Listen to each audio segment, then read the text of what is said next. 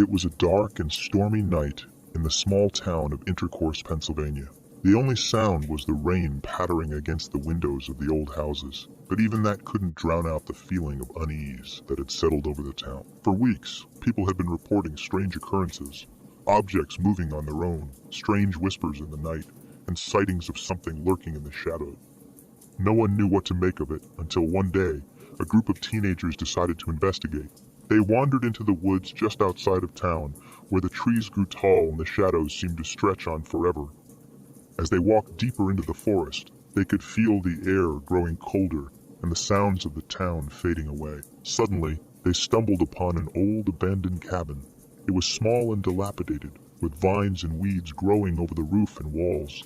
But as they drew closer, they realized that something was different about this cabin. It was as if the very air around it was thick and heavy, and they could feel a sense of dread creeping over them. The teenagers cautiously approached the cabin and peered inside.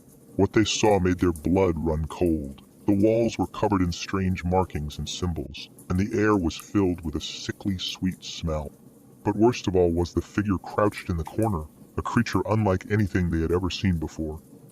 It was tall and thin, with long spindly arms and legs. Its skin was a sickly green, and its eyes glowed with an otherworldly light.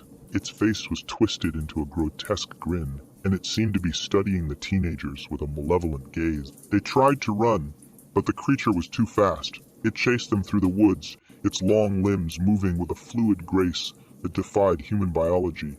The teenagers could hear its breath hot on their necks, and they knew that they were in grave danger. They stumbled out of the woods and back into town, their hearts pounding in their chests. They tried to tell the townspeople what they had seen, but no one believed them. They were dismissed as just another group of foolish teenagers chasing after a ghost story, but the creature was real, and it was hungry. It began to stalk the town, picking off residents one by one in the dead of night. No one was safe, not even those who barricaded themselves in their homes. The town was thrown into chaos, as rumors and whispers spread like wildfire. Some claimed that the creature was a demon, summoned by the dark magic that had been practiced in the town for generations.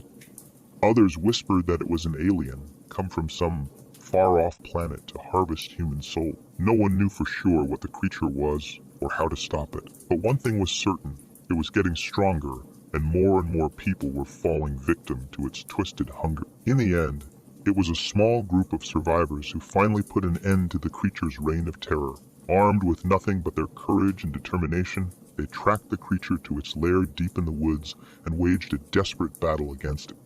It was a brutal fight, and many lost their lives. But in the end, the creature was vanquished, and the town of Intercourse was safe once again. But the memory of that terrible night lingered on, haunting the town for years to come.